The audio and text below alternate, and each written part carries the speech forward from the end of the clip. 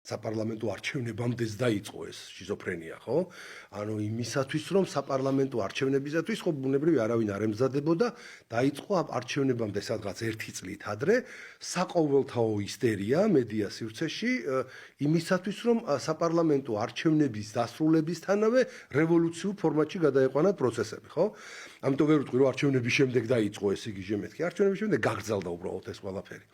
და ნახე, ეს მთელი დაფინანსება ამ ტელეკომპანიების მიდიოდა იმისათვის, მხოლოდ და მხოლოდ იმისათვის, რომ როგორმე რევოლუციური გარემო შეექმნა ამ ტელევიზიებს, იმიტომ რომ ყველას კიდევ ამბობ, არავის არ ქონდა იმის იმედი, რომ ამ რევოლუციურ გარემოს ან მათი ფრაქციის წარმომადგენლები, ან ოპოზიციური თქვა რა პარტიის სხვადასხვა წარმომადგენელი შექმნიდა ქვეყანაში, ეს უნდა შეექმნა მედია საშუალებებს.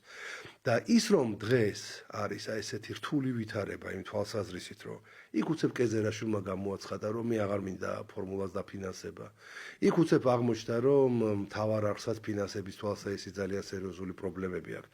ხო, არ ჩაუყრდები ხა იქ ვინ ვის რა მოპარა, ხა იქ ეს სხვა თემაა, მაგრამ ის რომ ელემენტარულად დონორებს აღარ აქვს სურვილი გარკვეულწილად დააფინანსონ ეს მედია საშუალებები, ნიშნავს იმას, რომ დიდი ბრძოლა დამთავრდა.